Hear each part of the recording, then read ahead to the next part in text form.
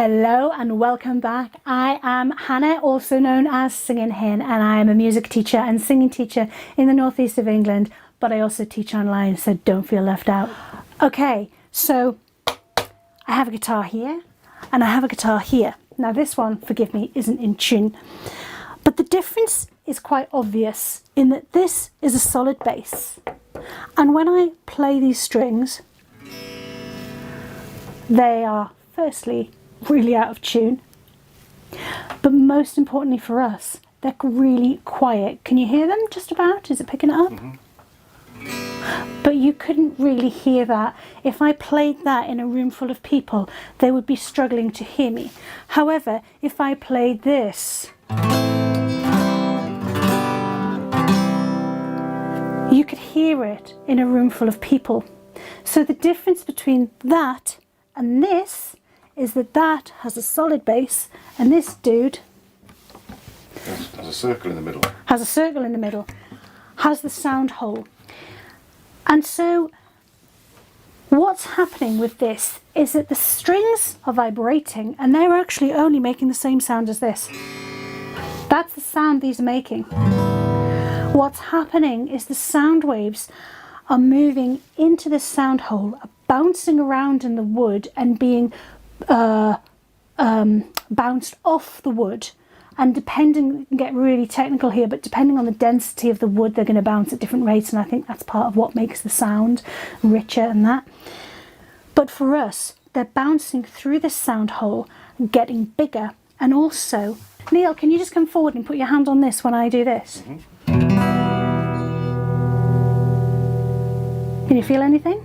Yeah, it's vibrating. Okay, it's also just dropped a little bit out of tune, bear with us. So the body's vibrating. So what's happening is the vibration of the strings is being picked up, it's bouncing through the hole, and it's also bouncing through the wood. So now the wood is vibrating, so not just the strings, but the wood is vibrating, and that is creating a sound wave, and that is basically naturally amplifying the sound through resonance. And resonance is kind of that. It is the natural amplification of sound, and we can actually do that ourselves as well, and that's another way of getting volume without forcing our vocal folds. And what we're trying to do the whole time is keep our vocal folds safe and only use the amount of effort needed to create the pitch. We don't want to be really forcing through and hurting these babies. They're too precious. So we can also use resonance then, just like we can on a guitar. We can use resonance. So what we're doing, and I don't want you to try this at home, this is more to show you what we're talking about, and this is something that you have to be trained in, and I'll hold my hand up. It's been a long time since I've really trained in this, so I'm super rusty. So any of you proper opera singers out there watching this, I am aware that this isn't as good as it could be, but this is for the sake of explanation and example. So what I'm going to do is that there are certain parts of my range I can start using some of the bones in my skull to actually vibrate and increase that sound. And when you do it yourself, you notice that you get a bit of a buzz in here, and it gets a bit funny because it's vibrating from here. Again, don't try it yourselves because you could hurt yourself, but this is what it would sound like. Oh, tell me what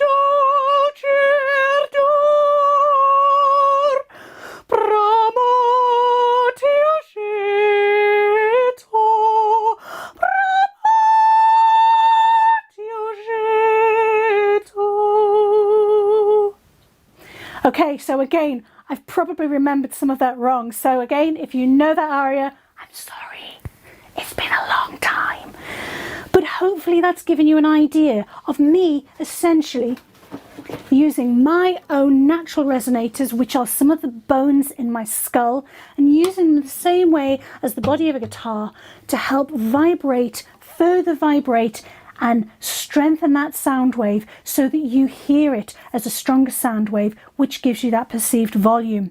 And I have not forced my vocal folds. My vocal folds weren't trying to make the volume, weren't trying to make the sound wave bigger themselves. I wasn't forcing them. I was using all the other techniques to get that sound. And this is what it's all about.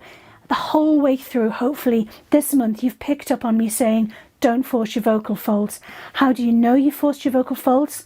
When you get a scratch, when you get an itch, when you do something like, oh, sorry, excuse me, that there is the beginning of too much effort and forcing a little bit through your folds. And if it hurts, that's your body way of saying stop.